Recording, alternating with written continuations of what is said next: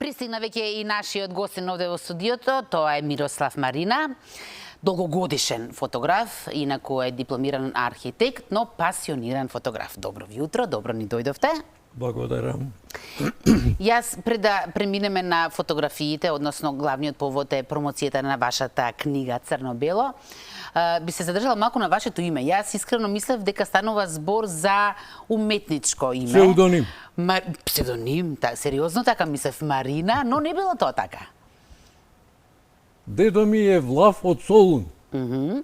Се оженил во Крушево и потоа веќе создал фамилија, Југославија, живеел на Косово, во Белград, во Скопје и така.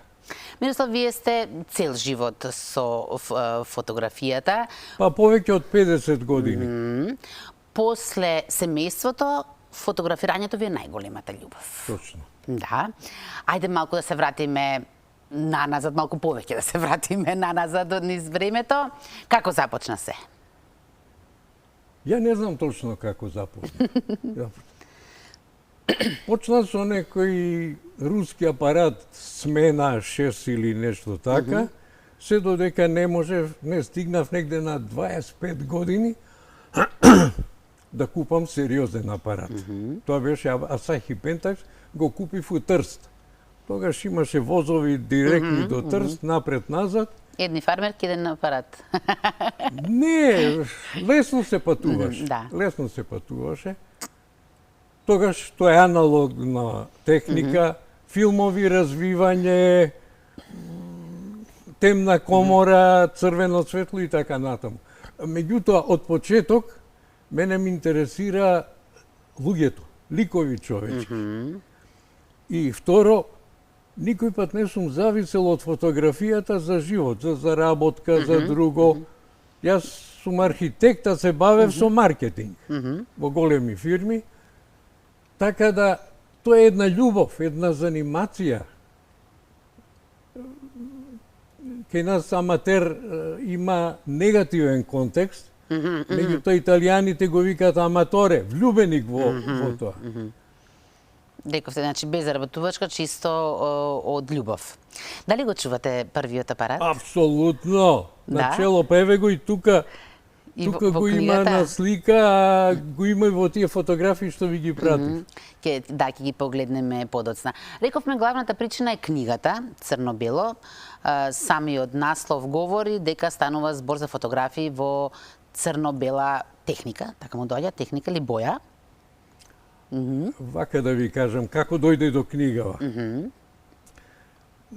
Пред пандемијата да фати, јас и уште двајца пријатели, колеги, една пријателка и пријател, ветерани кон мене, имавме изложба во рамките на Скопско лето. Секој од своите фотографии. И тогаш децата мои, семејството, пријателите, сватија дека имам 50 години фотографии зад мене. Тие стојат у папки и у плакар, тоа нема сврха. И ете, собравме пари и ја направивме книга со 100 фотографии избрани, така еден пресек направивме на тоа. Меѓутоа, 90% се луѓе, ликови, карактери. Има и, како да кажам, има и некој пейзаж и друго, особено од едно патување во Тоскана. Тамо кај да застанете покрај пат има убавина пейзажи, оние карактеристични тоскански пейзажи. Иако беше сред зима. А најбитно е што се уште сликам. Сега кога влего во години, радиусот на движење ми се намалува. Меѓутоа, луѓе кои ги среќам, ги прашувам, ги фотографирам. И се уште правам фотографии. Тие не се тука. Оваа книга требаше да излезе пролета 20-та година. Арно, ама, со се што се случи, одлагавме, еве, се ги излезе. Ќе ги видиме и фотографиите, вие направивте избор ваш, ни направивме уште потесен избор. Мене ме интересира оваа техника. Што крие црно-белата техника? Со што зрачи? Зошто токму таа? Па мислам дека според темата што јас ја работам, ликови карактери, црно-белата повеќе ги истакнува. Немам желба, немам потреба да правам симпатични фотографии, убави фотографии, изгланцани, без брчки и така натаму. Јас луѓето ги вадам какви што се. Бирам светло, разговарам со нив, повеќето ги прашам какво им е името, што прават. Така да во книгата има во секоја фотографија една, две, три реченици коментар. Ретки се тие кои што не ги знам како се викаат. Ајде тогаш да ги погледнеме некои од фотографиите, а вие ќе ги давате вашите коментари. Ова е сликано во Јоаким Осоговски на мој 25 години. Бидејќи сега имам 77, тоа е малку одамна. И тука пише, кај старата црква, малата црква во Јоаким Осоговски, селанката седеше на прагот, подпивнуваше ракија, плачеше и прости ми Богородице, прости ми Богородице. Најдов некој да ја праша, она од село некој од околината е, под прагот на куќата живеела змија и она ја убила. Се исплашила и ја убила змијата. И доаѓа прошка да бара во црквата. Сигурно и простила Богородица, пошто искрено бараш. А најинтересно што, кога ја прашав дали можам да ја сликам, таа плачеше, ама ми се насмевна. И затоа ја ставив на прво место во книгата. На првото место. Ова е малку поинаква. Ќе ви кажа. Јас долги години работев на Скопски сајам, маркетингот. Имавме зимски панагјури, приредби за деца и ова е од новогодишна приредба за деца, представа. Тоа беше цела представа и глумците ги начекав пред представа, може да ве сликам? Може. Позади е Шаурек, режисерот. Ова исто е од Скопски сајм од панагјурот. Момци работеа хонорарно преку студентска задруга. За декорација, еве, стававме гроздови од балони, меѓутоа се расипа компресорот, па децава дуваа до безсвест, дуваа додека да ги надујат. И ја тогаш ги начекав. Исто многу одамна. Што да ви кажам, многу пред 80-та година. Добро, да погледнеме следната. Ова една стара куќа од Бондрук, беше од спротива на Народната библиотека, тука кај нас. Јас не бев дипломиран уште, имав за останати програми, ме пратија да ја измерам таа куќа, да ја исцртам. Тоа е од оние класични, со чардак, со се. Оваа фотографија беше закачена на некој дрво.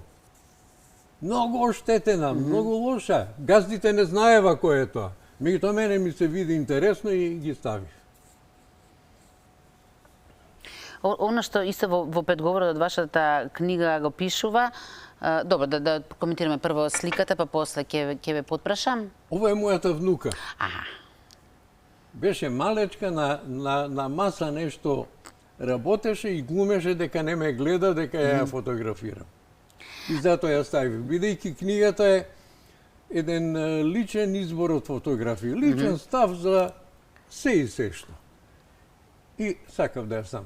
Сега она тинејџерка, паметот ти лета у сите правци, ама ова беше малечка и кај нас беше дома. Битно овековечено е. Она што ми се види интересно во предговорот за вашата книга, Мирослав Грчев го има напишано предговорот, е дека црно-белата фотографија дава повеќе информации за објектот отколку фотографијата во боја. Зависи од темата. Зависи од темата. Бидејќи, ќе повторам, кај мене јас луѓе сликам, портрети и ситуации. Мислам дека црно-белата дава повеќе информација. А друг тип на фотографија Млади кога се. Тие у колори ги сликат. Тие треба да се убави. Тоа треба да е допадливо. Јас немав таква желба и затоа црно-бело избор. И цел живот го работам црно-бело. Затоа, значи, по-реалистично. Па мислам дека дава карактерот повеќе. Еве го овој. Кај Зелен пазар продава на еден килим ставил на земја и продава разни предмети од контейнери што ги нашол, ги исчистил и ги продава. Со години беше таму, сега му забрани, и нема веќе тоа. Кога го прашав да го сликам, со недоверба ме погледа. Зошто ти е? Не сваќа човек. И се гледа дека има недоверба. Ама ете го исликав, му однесов фотографија и омекна. Не знам како се вика. А овој е многу интересен. Овој е еден бездомник, геле, неколку години низ Капиштец го гледав летно време. И секој утро летно време, тоа второто лето веќе беше, со апарат излагав да го барам, еднаш го најдов. Го исликав комплетно, прифати, дури ми даваше и совети како да ослабнам, бидејќи гледа дека сум малку заекнат. И после тоа веќе не го видов. Геле се вика, скромно нешто купува и јаде. И ова е многу интересна личност. Ова е во Сарај. Едно време, долго време со децени имавме приколка на езеро Треска. И идејки купував кај него лубеници, дињи, гроздје, тандара, мандара. Интересен човек, затоа што го прашав како се вика. И он ми нешто рече Исо. Ја не го разбрав. Како? Исак вика како Њутон. Испадна дека имал средно училиште, дека работел 15-20 години во Италија и имаше информација за светот. И со години купував кај него. Потоа веќе заврши. Тоа и езерото не истера од таму и толку беше. Мирослав, порано, да не кажам сега дека фотографирањето било луксус, но во секој случај не било едноставно. Вие велите за апарат сте оделе дури до Трст.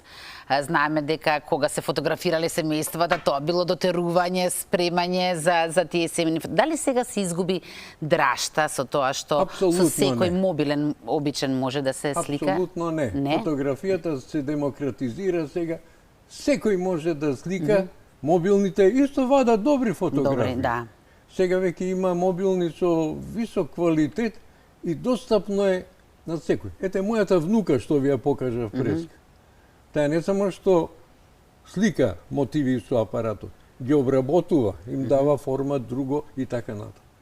Значи, ништо не е изгубено, многу е добиено. Сега е многу лесно да се слика.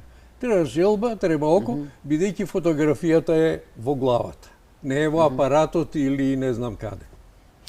Ајде сега да видиме кога ќе биде промоцијата. Кога што разбрав на убаво место, градска кафеа на Пелистер. Пред да го кажеме времето, ме интересира дали ве врзуваат некои спомени токму со ова урбано место? Па секако, тоа е едно од најстарите места и млади сме седеле таму и секој пат. Тоа е цел живот присутно во мојот живот. Сега веќе, кога спомнав дека влегов во позрели години, навечер тешко возам, веќе не гледам добро, навечер не одиме. А преку ден со пријатели се среќаваме на разни места. Дали може би имате фотографирано токму во Пелистер? Не? Немам ништо. Немам ништо. Ете, следна задача, а?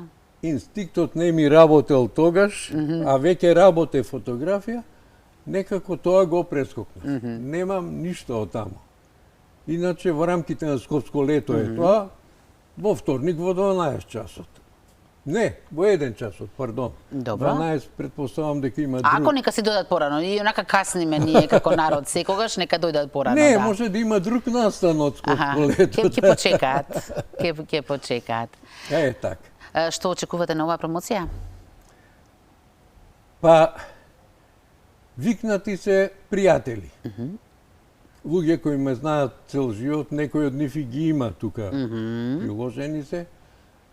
Скопско лето по својот протокол кани фотографии, луѓе кои работат фотографија, кои се влюбени во фотографија. А книгата ќе ја промовира Александар Кондев, фотограф, професионалец, врвен. И тој е малку помлад од мене, не многу, помлад е малку, и тој се уште работи активно, ама многу активно.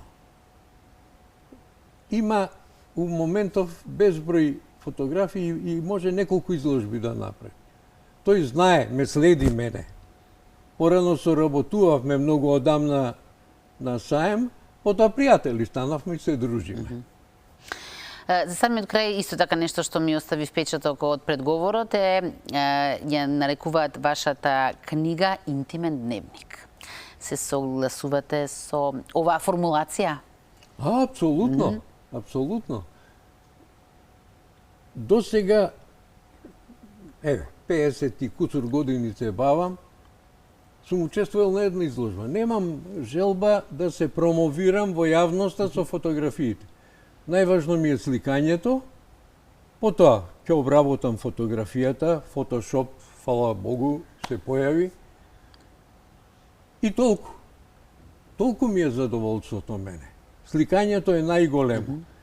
И затоа е интимен дневник, и затоа и коментарите мои се интимни на секоја фотографија. На секоја фотографија. Значи, немам потреба од, не знам каква реклама. Немам потреба. Книга ја направив, точно ради тоа ви кажав, семејството и пријателите, што сакавме да има нешто на повидок. Да не вадам папки кои што ги има голем број и да вртиме фотографии. Не е тоа. Како и да е, поканети се сите, нема да е затворен кружок за промоцијата. Да. Секој нешто сака да ги погледне вашите фотографии може да дојде, така?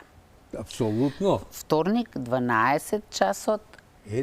Еден часот. Нека бидат во 12, велам, таму градска кафена Пелисе. Мирослав, многу ви благодарам на ова ваше гостување.